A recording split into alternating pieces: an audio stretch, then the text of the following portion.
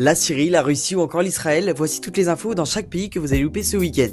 En bref, alors pour commencer, on va parler de la Syrie. Près de 1000 civils ont été tués, principalement venant de la minorité d'Alouites, et le gouvernement promet de réagir très rapidement. Et maintenant, on va parler de la guerre en Ukraine.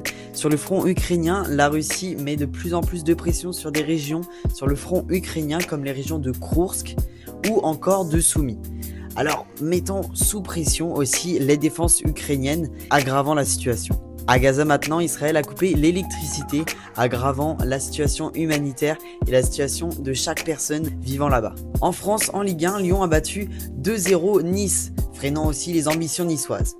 En rugby, l'Angleterre a battu 47-24 l'Italie, mettant encore le 11 français sous pression. Et pour le biathlon maintenant, les Bleus ont signé un grand chelem en relais. À l'international maintenant, Mark Carney a été élu à la tête du parti libéral canadien et devrait succéder à Justin Trudeau. En Argentine, des inondations ont fait au moins 16 morts. Et enfin, en France, le gouvernement serre les vis sur les écoles privées musulmanes. Et à Mexico, des millions de femmes ont manifesté contre le féminicide. C'était l'info en bref, à lundi prochain pour le nouveau Actu Weekend. Bye. Abonnez-vous là,